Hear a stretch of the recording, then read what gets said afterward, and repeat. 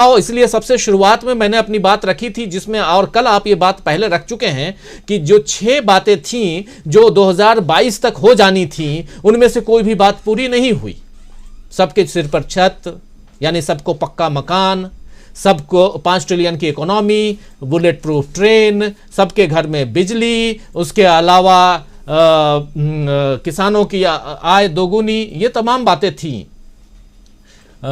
लेकिन उसके बाद भी इसी दिसंबर महीने में फिर से 80-82 करोड़ लोगों को 5 किलो अनाज मुफ्त, वो भी अगले 1 साल तक देने की घोषणा इसी सरकार ने की है। यानी 5 किलो अनाज, मुफ्त अनाज लेने के लिए अभी भी इस देश में 80-82 करोड़ की जनसंख्या है। तो ये बहुत बड़ी बात है। और यही तो साफगोई यहां तो 2 बातें, 2 धारा यहां बहती हुई दिखाई दे रही है। एक धारा बहाने की कोशिश, एक रेखा लंबी करने की कोशिश राहुल गांधी, और दूसरी तरफ जो आज की सरकार है वो पिछले 8-9 सालों में कर ही रही है। आपसे समझना चाहता हूं कि ये जिस धारा को, जिस लाइन को खींचने की कोशिश राहुल गांधी कर रहे हैं, क्या ये लाइन की दिशा आज की तारीख में, आज के समय में सही है? आप इसको किस रूप में देखते हैं? देखिए, हमारे यहाँ कहा गया है कि जो यात्राएं हैं हमें बहुत कुछ सिखाती हैं।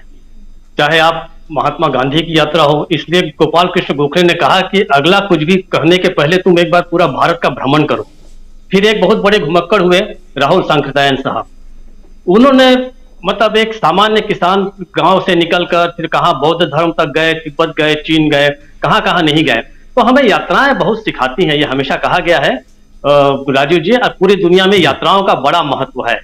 बड़े बड़े साहित्यकार यात्राओं के कारण निकले। तो राहुल गांधी जो हैं, ये यात्राओं से एक नया राहुल जो बन रहा है, वो इन यात्राओं की देन है। वो अब हो ये रहा है कि भारत इतना बड़ा देश है, यहाँ इतनी विविधताएं हैं, इतने मुद्दे हैं, इतने उसके निराकरण हैं, इतने तरह के दार्शनिक अंदाज हैं, आध्यात्म है, कि राहुल गांधी धीरे धीरे हर रोज कुछ ना कुछ बटोर रहे हैं। और सही बात तो ये है कि पिछले कुछ दिनों से, जैसे हमको पहले भी लग रहा था कि जब ये यात्रा पे निकलेंगे तो बहुत सारे मुद्दों पर बात होगी, और आज वो हो रही है। सही बात तो ये है कि अब राहुल गांधी के पास समझिए कि एक प्याज है और उसको वो रोज काट रहे हैं, नई नई परतें खुल रही हैं। फर्क ये है कि आप जब प्याज काटते हैं तो आपकी आंखों में आंसू आते हैं, लेकिन ये जो प्याज काट रहे हैं इससे सामने वाले की आंखों में आंसू आ रहे हैं, बीजेपी और आरएसएस की आंखों में आंसू आ रहे हैं। ये प्याज काटने का बिल्कुल अभिनव तरीका है जो राहुल गांधी ने इजाद किया है। आप देखिए, खुद उनकी आंखों में आंसू नहीं है। अब मैं आता हूं कि दूसरी बात यह है कि हमारे भारत में जो स्वतंत्रता का भी पूरा आंदोलन हुआ, वो आप देखिए कभी भी बहुत बोझिल नहीं था। कहीं उसे लेके बहुत ही कोई हमलावर होकर नहीं बात करता था। यहां तक कि महात्मा गांधी का अपना सेंस ऑफ ह्यूमर इतना जबरदस्त था। एक छोटा सा किस्सा बताऊं कि एक बार जब उन्हें किसी ने कहा कि भाई ये काफी गरीब हैं, काफी फकीर से हैं, तो सरोजिनी नायडू ने बड़े मजाक से कहा कि हाँ, महात्मा गांधी को गरीब रखने में हमारा बहुत पैसा खर्च हो जाता है। तो वहां पे उन्होंने बड़े मजाक से उसको लिया। सब वहां पे जो खड़े थे वो हंसे। जमनालाल बजाज के साथ उनका बड़ा होता था मजाक, हंसी मजाक होती थी, क्योंकि वो बहुत दुबले पत्ते थे। जमनालाल बजाज जो थे, सॉरी जमनालाल बिरला जी जो थे, घनश्याम दास बिरला, सॉरी, वो काफी मोटे ताजे थे, तो उनको लेके काया को, जी, तो काया को लेके बड़ा मजाक होता था। ये पुरानी बातें हो गई। अब देखिए, इनकी यहाँ जो है सेंस ऑफ ह्यूमर ये हमेशा से रहा है। मैं 2-3 उदाहरण आपको दूं। आप देखिए कि जिस समय नेहरू जी थे, वो तो प्रोवोक करते थे, और वो कहते थे, इवन शंकर को बोलते थे, Shankar even don't spare me, और अपने आप पे खुद ही वो मजाक को लेके, कार्टून को देख के मजे लेते थे। इंदिरा गांधी की नाक को एक बार महान कार्टूनिस्ट जो थे टाइम्स ऑफ इंडिया के, मैं नाम भूल रहा हूँ, बड़े बड़े प्रसिद्ध जो ये थे, तो उन्होंने उनकी नाक को कुछ ज्यादा लंबा बना दिया। तो उन्होंने कहा कि देखिए, बाकी सब तो ठीक है, लेकिन मेरी नाक आपने कुछ जोरों से ज्यादा बड़ी बना दी है। प्रियंका गांधी के समय आपको याद होगा, जिस समय वो आई तो उस समय किसी ने कहा, विपक्ष ने आरोप लगाया कि कांग्रेस तो बहुत बूढ़ी हो गई है। तो प्रियंका गांधी ने हंस के उस रिपोर्टर को कहा कि मैं क्या आपको बहुत बूढ़ी लग रही हूं। कहा यह जाता है कि सेंस ऑफ ह्यूमर जो है, ये सबसे बढ़िया ज्ञान होता है व्यक्ति का। और जिस व्यक्ति में सेंस ऑफ ह्यूमर नहीं है, उसको परिस्थितियों को और दुनिया को देखने का सलीका नहीं है, तमीज नहीं है। इसे बड़ी कठिन विधा माना गया है।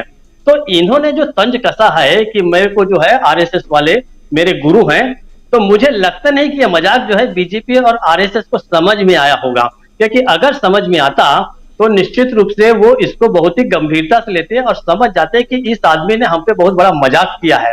लेकिन वो हिमंता बिस्वा शर्मा जो है, मुझे नहीं लगता कि उनके अंदर कोई ऐसा सेंस ऑफ ह्यूमर होगा। उन्होंने तुरंत कह दिया कि आप आरएसएस में भर्ती हो जाइए, आप मुख्यालय चले जाइए। इसको कहते हैं कि पूरा का पूरा एंटी क्लाइमेक्स कर देना, एक अच्छे मजाक को बहुत ही खराब किस्म का उसको वो सत्यानाश कर देना किसी भी मजाक का, एक तरह से ये है।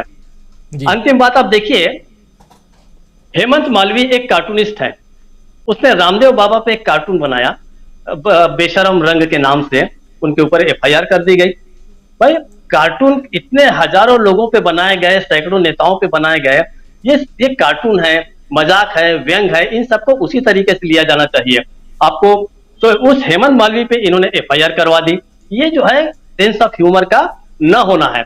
लेकिन अब मुझे लगता है कि राहुल गांधी में ये सारी चीजें डेवलप हो रही हैं और इस यात्रा को अब मुझे लगता है कि वो पूरा का पूरा एंजॉय कर रहे हैं, उनके ऊपर कोई तनाव नहीं है। और ये तनाव से रहित होकर वो जो आगे बढ़ेंगे, यही सारा का सारा डिफरेंस पैदा करेगा। और निश्चित रूप से इससे जो है बीजेपी और आरएसएस जो है वो तो तिल मिलाएंगे, लेकिन जनता के सामने जो है वो सच्चाई सामने आएगी। मुझे ऐसा लगता है कि अब ये जो नया साल है और 3 तारीख से जो निकलेंगे, वो एक और नए तरीके से निकलेंगे। और निश्चित रूप से बहुत सारे मुद्दे ऐसे हैं कि जो हर रोज आप देखेंगे कि कोई न कोई नया जो मुद्दा है वो राहुल गांधी सामने लाएंगे। मुझे ऐसा लगता है कि जो नया साल है कल से जो शुरू हो रहा है, उसमें हमको कुंवर रविंद्र की एक बहुत ही बढ़िया कविता है। उन्होंने कहा है कि चलो पूरी रात प्रतीक्षा के बाद फिर एक नई सुबह होगी, होगी ना नई सुबह, जब आदमियत नंगी नहीं होगी, नहीं सजेंगी हथियारों की मंडियां, नहीं खोदी जाएंगी नई कब्रें, नहीं जलेंगी नई चिताएं, आदिम सोच आदिम विचारों से मिलेगी निजात, होगी ना नई सुबह। सब कुछ भूलकर हम खड़े हैं हथेलियों में सजाए फूलों का बगीचा, पूरी रात जागकर फिर एक नई सुबह के लिए, होगी ना नई सुबह। तो मुझे लगता है कि हम कल से शायद एक नई सुबह देखेंगे। राजीव जी, थोड़ा सा इसमें मैंने साहित्य को कुछ ज्यादा ही ले आया, क्योंकि राजनीतिक विश्लेषण करने के लिए अखिल स्वामी जी हैं, रविकांत जी हैं, प्रेम कुमार जी हैं। तो मुझे ऐसा लगता है कि इसको उस नजरिए से देखे जाए, मजाक को सेंस ऑफ ह्यूमर जिसमें होगा वो उनकी बात को समझ जाएगा। वरना मान के चलिए कि इनमें बाकी लोगों में सेंस ऑफ ह्यूमर नहीं है, शायद सेंस ऑफ ट्यूमर हो सकता है। उनको अपना दिमागी इलाज कराना चाहिए और सोचना चाहिए कि भाई मजाक को मजाक के रूप में लिया जाए। राजीव जी जी बिल्कुल, सेंस ऑफ ट्यूमर दोस्तों, मतलब अगर कोई गांठ है तो उसका इलाज करवा लें। और ऐसे रोगी बहुत हैं जो सेंस ऑफ ह्यूमर को पहचानते नहीं हैं, तो इसकी कमी नहीं है इस देश में। और बिल्कुल सही कह रहे थे, नया सवेरा कल का सुबह जो है वो